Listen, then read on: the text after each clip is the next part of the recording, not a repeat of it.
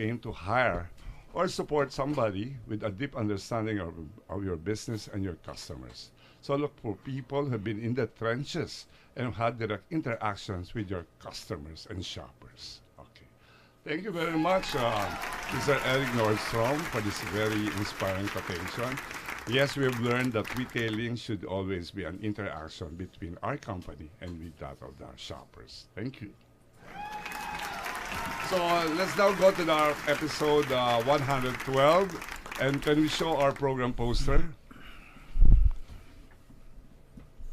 Okay, sinong creature nawawala? Okay, so today we shall have a topic of the week, or starting a business, insights every Filipino should know. And we have a brand feature, crystal clear, from the brick and mortar company. And of course we have our special feature. The other one is not in the poster, but she is here live in the studio. The maid who made it, Miss Rebecca Bustamante, together with the guys from Singapore and the Philippines representing the BFFC, or the Bitcoin Financial Freedom Club. Okay, all of them are in the studio now, and so we shall have our first salvo. I think we have full house today, and I think we ought to give our first retail news, which will take in the form of special features. Retail News. Okay, take it away, JT. Wait! I would like to introduce the other half of the show. I forgot. Okay, retail audience, please welcome the magnificent JT Solis. Of course, thanks a lot, Tony, to all our listeners, to all our viewers, and our community behind the show. Good afternoon po to you lahat. And welcome to Talk Shop Asia. I think you have to turn off the mic. Yeah, can you be heard now? Hello? Is it okay? Is the mic okay? Yeah, I think I can be heard. So again, good afternoon to all our audience, our listeners, and the whole community actually behind Talk Shop Asia. Magandang hapon po sa inyong lahat. Yes, magandang hapon din, JT. I would like you to respond on the market research thing that our customer insights can be gotten on the floor or on the road, not on the desk. Right, definitely. I think some of the best plans and some of the best products and services are actually built not just in the boardroom, but also in the marketplace. Yes. So consumer insighting is actually very important. As what Eric has actually mentioned, view from the trenches are actually very critical in actually iterating the product and developing it into something that actually meets those unmet market needs, right, of the community. So it's actually very important. We do it for service-oriented industries like Send. We do it also for product-oriented, product-focused companies. Yes. So it's definitely critical for any marketer. And that's the path for the company to be in the next level. Right. All right, thank you very much, JT. So take it away again for our first feature. Of course, we're actually having the pleasure and honor of joining us today, discussing and doing a deep dive on some of the most critical topics that we have today when it comes to currencies and assets. So joining us this afternoon is actually Az Camille, the BFFC Bitcoin Financial Freedom Club co-founder. Yes. Oh, we call them ACE, no? ACE. Hi, everybody. Yes, greet the audience, ACE. And then the next Also, one. we also have Ian Joseph Anunciacion, also the co-founder for Philippines and Singapore of BFFC. Hi, guys. Hello, Ian. Hello. Yes, magandang hapon also. Also, last but not least, we have Nairo Smits Vinuya, also the co-founder of BFFC. Yes. Good day, Sir Ali. Okay. A tweet club for you, di ba? Three gentlemen from BFFC. It's not the Bangsamoro thing, no? But it's the financial group represented here in the Philippines and in Singapore. Right. Yes. So, maybe to jumpstart the discussion, let's first have a quick video. Yeah, can we have a video about BFFC?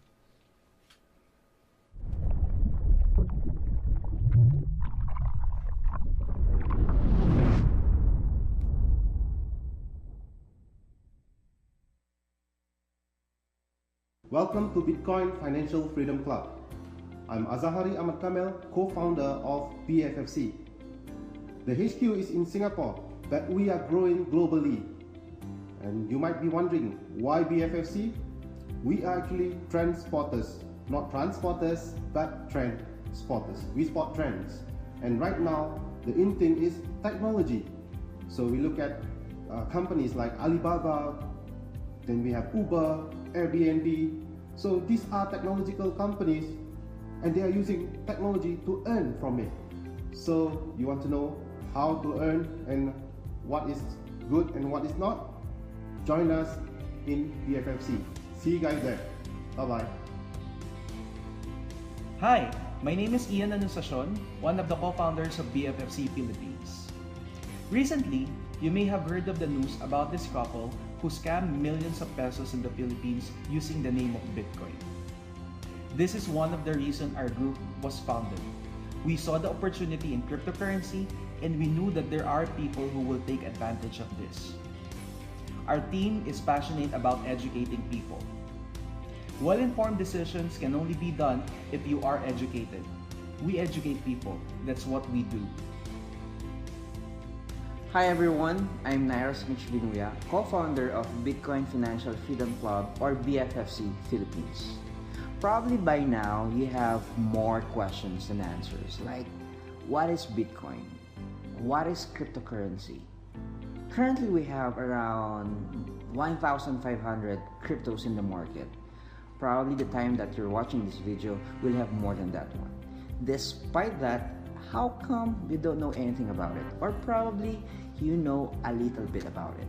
And probably the most important question is, how do I make money from this one? Is this legit or just one of those scams? Just like you, those were my questions before.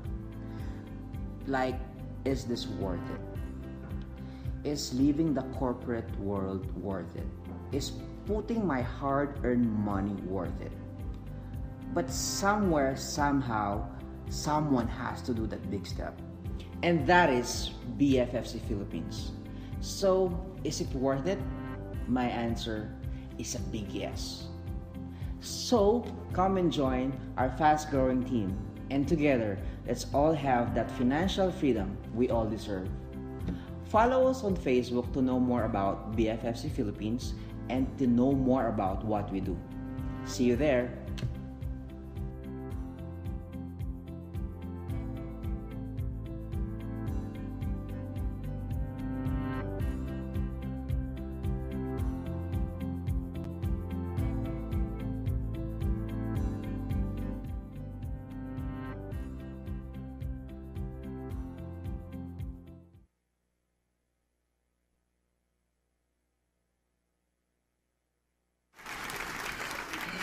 All right, so wow, I'm impressed with the way these three gentlemen talk on screen. Yes. And JD, can you throw the first question to them? Yeah, sure. I mean, you guys gave us a very good overview via the video backgrounder. But, you know, a lot of people are still wondering, how did you guys start with this? I mean, could you walk us through that entrepreneurial journey of putting up BFFC?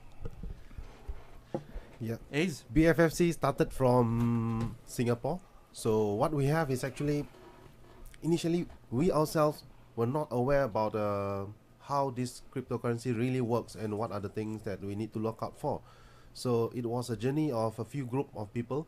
So what happened was we tried certain currencies and it didn't work out. Some worked out, some did. So from there we know that there's a lot of things that people like to know, but they don't have the answers, and there's no ready answers available at that point of time. So when we did it in Singapore, we found a niche where we thought that it would actually be good to actually educate people all over the world, not just Singapore, because it will be selfish if we will do that. So it's like that's why we went to Philippines. We even went to Brazil. We have people in Indonesia, and then UK.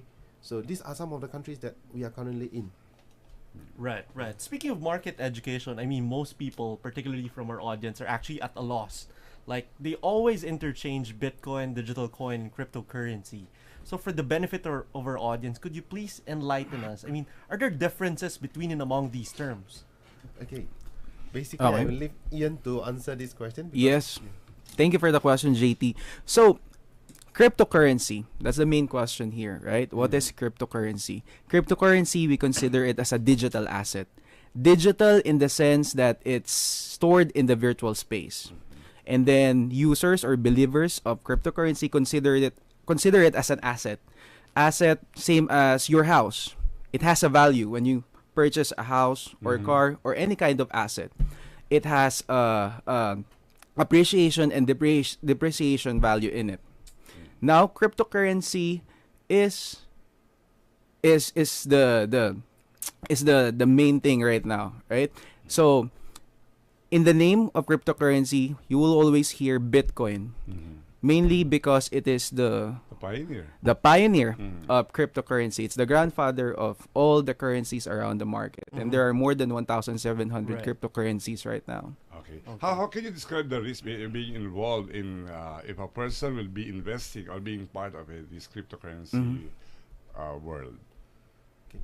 For the risk itself, we understand that, like what we have in the fiat or the cash, your currency, physical currency, is similar to that. Because why? You are exposed to world wars, and when it depreciates the value or devaluates the value, then also you have things like,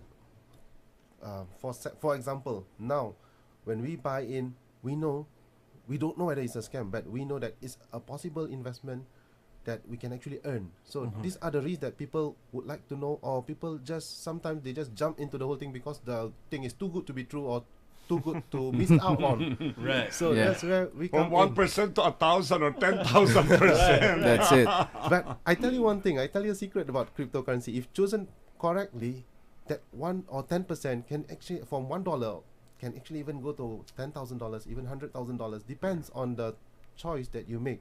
So now what we are imparting to people is actually to be well informed on the decisions that they take. Okay, but Yes. before you present your BFFC coin or anything of digital asset involved, there's a breaking news in the Philippines that a recent Bitcoin leader Right. is a scam. So what's your take on this? Yeah, so definitely the difference between that one is right now our main focus is really educating people. So I think we first met Sir Rolly in one of our seminars. Thanks for Yeah, attending I that was a one. participant. Absolutely. So that's the first thing, you know. What's the difference as well is if you just mentioned a while ago, they promise you, you know, too good, you know, and you know, it's probably not real. So right now on this organization that we have, we educate people, you know, the risk involved, you know, it's not just, you know, rainbows and butterflies. Okay. Well, I'll give you my take on that now because I think it's just a direct selling or networking company that used Bitcoin as a name. So they don't really have a Bitcoin or a coin itself, and they're not using the blockchain technology. So they just got money from the people, and then it became a scam like that. Okay. Yeah, correct. It's true. If you, let's say you look at how they do it, sometimes if let's say you know about technology a bit more, you need to have a bit of research. You just don't go into blindly into that. Yeah. So what you do is actually look whether they have a blockchain, Yeah. because with blockchain everything is recorded. There's a timestamp, Exactly. everything. They don't have. They don't have. Person. It's just a HTML platform. We just do it up and then input. And then a promise that that's the biggest scam. They promised the percentage of return. Yeah, what's bad about the industry right now is the fact that they are using Bitcoin. And when people say, oh, it's a Bitcoin scam, it's a Bitcoin scam, it's not a Bitcoin scam. Because why? These people are scamming just using the name of Bitcoin. Right. Yeah, If right. Bitcoin is Using an the name of individual, Bitcoin. these people would have been sued. Yeah. Right. Okay. If I may So- add, Sir Rolly, you know, they just give money and they don't do anything. So I Yeah, think it was a pyramiding thing. correct. So if you, I believe in hard work. So you have to earn your money. So if you just give your money, do nothing, and you earn, I think that's a scam. Oh, and my partner here, JT, came from the banking industry. Right. Can you have your take on that? Well, JT? I guess, you know, understanding this would entail that the central concept is that it's an asset, and being an asset, there would always be risk and Risk, rewards, yes, yes. right, associated and linked with it. So I guess if the coin or the asset actually promises heaven and earth, then you should be cautious actually in Yes. trying to participate in that kind of platform. So, you know, I mean, a lot of these guys, speaking of market education, a lot of these guys are still confused. How do you ascertain whether a digital asset is a safe platform or a safe asset to take on? Correct. So, as shared earlier by my friend here is the first thing that you should look at will be the blockchain. Okay, does this coin have a blockchain technology? Blockchain, this is where you record all the transactions that you will be in the cryptocurrency market. So it's the living proof that something is happening. Without it, there's no cryptocurrency in it. The next thing, you're right, if they promise heaven and earth, there's a high chance that it's not true. we should disclose, or we should always educate people, the people, about the risk involved in it. Okay, it's an asset. Any type of investment that you will go in, there's a risk involved. And lastly, cryptocurrency in its essence, it should be cashless. So, a person collecting cash, promising you that there will be a certain return, there's again a high chance that it's a scam. Yeah, they have to use the blockchain technology. Correct. All right, and my another take is that it has to be used for transactional basis, not really only on speculation. Correct. And to add on that, it could be a cash basis transaction if you are conducting a peer-to-peer transaction. Yeah, Maybe exactly. a transaction with your friend. Right. That's the That's only. correct, yeah. Because it has to be transactional first before some speculation. That's right. Correct. Right. It's not speculative. So in terms of the macro view for the cryptocurrency market in the Philippines, I know it's a fast-growing and a thriving community behind it. What are some of the trends that you foresee for this year? Actually, Philippines, from what I see, is one of the so-called best countries when it comes to their exchanges, especially coins.ph. So coins.ph, they have payment gateways where they can use actually Bitcoin and then convert it, and then they can just go out to pay bills and top up loads. So They'll be guessing after you. but they're good, and they can even go to 7-Eleven to That's right. deposit. Right. So So these You know, touch make points use are of actually that, very yeah. important. Yeah, it's very important because at the end of the day, a coin or a cryptocurrency, whether it survives or not, it depends on the community and also liquidity. Yeah. If it's not liquid, people will not adopt this coin. So that's the main thing that we have. And for Philippines, I say it's a very good market. Right. So Thank what's the you. key now when it comes to market adoption? Because, regardless of how rich you are through a digital asset, if you can't actually use it and, you cannot derive physical benefit from it, then it's of no use, right? So what are some of the key things that you foresee for market adoption? For market adoption, it won't be a single country. It will never be a single country because a single country, yes, Philippines, they have like 90 over million people. 100 million. Now 100 million. And more. One night. Those are registered ones. So I wouldn't know exactly how much, but it's a lot. But it won't be a one nation game or one country game because it must be a world adoption. That's why when BFFC, we are looking at coins that are going global. It cannot has to be just one. global. Yeah, because Very adoption good, yeah. and one more thing, supply. Yeah. So it always comes back to supply and demand. In any business, it's supply and demand. So we are looking at the supply of the coins versus the demand. If the demand is huge and the supply is low, that's the part. Yes. All right. So Ace here is from Singapore and is talking on the behalf of BFFC, which is a global company. Okay. Yeah. Yes. Thank you. So I think let's give them the mic so that they can invite people who are now listening and watching to get into your forum or market education activity. Right. BFFC Philippines. Yes. So for BFFC Philippines, this coming Saturday, that's April 28th. Yes, okay, we'll be in Vigan in Cebu. Wow. Yes, so two. That's nationwide. Yes. Two seminars in one day. So we will divide and conquer, to make sure that we cover as many as we can All right. in the span of 1 year, or on Ace goals here, to make sure everyone is covered by the end of the third year from its launch date. Okay. We shall request another seminar in Metro Manila base, and I think we can tap our community to get into this digital thing. Definitely. Actually, yesterday was our second leg of our seminar here In Manila. Oh, okay. Yes, Yeah, I was you were inviting you you were last in night. Parañaque. Yes. Okay. Thank you, no? So, thank you very much, Ian, Myros, Myros. Myros, and Ace. Ace. Okay.